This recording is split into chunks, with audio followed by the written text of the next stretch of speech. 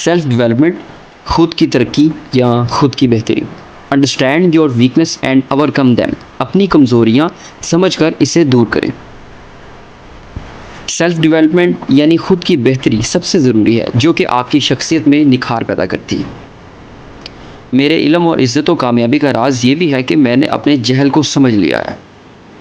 कहते हैं कि जब खुदा की बरकत उठती है तो इंसान को अपनी कमज़ोरियाँ, अपनी खामियाँ नज़र आना बंद हो जाती हैं।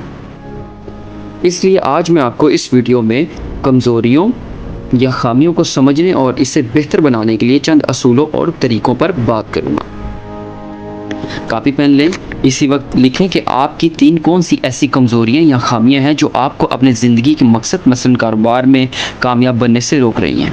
यहाँ कारोबार की मिसाल ले लें, मसलन आपकी इसमें एक कमज़ोरी है, मिसाल के तौर पर कि आप अकाउंट्स में लिख पढ़त में कमज़ोर हैं, तो इसके आगे आपने लिखना है कि अगर मैंने अकाउंट्स को चेक ना किए तो इन्हें चेक करने वाला जितना चाहे मुझसे फ़राड कर ले। फिर इस तरह मुझे दूसरों मुलाज़मीन पर डिपेंड करना पड़ेगा, इससे मुझे वो एतमाद नहीं आएगा जो कि एक कामयाब कारोबारी के लिए ज़रूरी है। मेरी कारोबार पर गिरफ्त नहीं होगी, वगैरह वगैरह। आसान ये कि आप उसे समझ नहीं पाएंगे, आपके लिए प्रॉब्लम्स क्रिएट होंगी और आप इसे बेहतर तरीके से नहीं कर पाएंगे और दूसरों से आप बेहतर नहीं कर सकेंगे। इसी तरह दूसरे सफ़े पर इस कमज़ोरी के ख़त्म होने के फ़ायदे लिखें। मसलन मैं इसे कैसे बेहतर कर सकता हूँ, इसके लिए मैं अपने पे क्या काम कर सकता हूँ, यानी हम सेल्फ़ डेवलपमेंट को कैसे बेहतर कर सकते हैं, किस तरीके से हम अपनी चीज़ों को बेहतर कर सकें ताकि हम चीज़ों में भी कामयाब हों और अपने काम में भी बेहतरी ला सकें।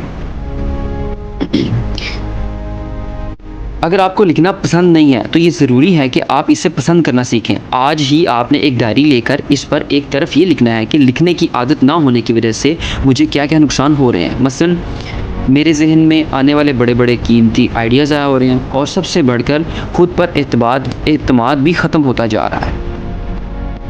किसी गुनाह की आदत छोड़नी हो या किसी पक्के नशे की आदत, आप इसे ख़त्म करने का हतमी फ़ैसला करें। फिर कम से कम इसके 15 फ़ायदे नुकसानात लिखें और इसे रोज़ाना पढ़ा करें। इंशाल्लाह वो आदत आहिस्ता आहिस्ता ख़त्म हो जाएगी। पक्की आदत इस वक्त छूटती है जब हम लिख कर इसके मनफी पहलू को जहन में वाज़ेह कर लेते हैं। ये तब तक नहीं हटती जब तक हम उसे समझते नहीं हैं। जब हम उसे समझ लेते हैं, उसके मनफी पहलुओं को समझ लेते हैं, उसके नुकसानात को समझ लेते हैं, तो हम उसे आहिस्ता आहिस्ता अपनी ज़िंदगी से दूर करने की कोशिश करते हैं। ज़िंदगी में कोई एक मकसद बना लेना पक्की आदतों के हत्ता के नशे तक छोड़ने में आपके लिए फ़ायदेमंद रहती है।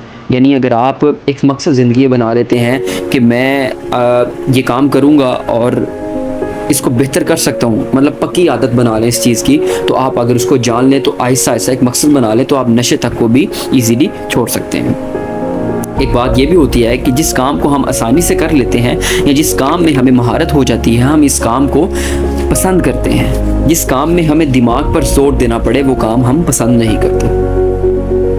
याद रखें, अक्सर हमारी सिर्फ एक कमज़ोरी ही हमारी ज़िंदगी की नाकामियों की सबसे बड़ी वजह होती है।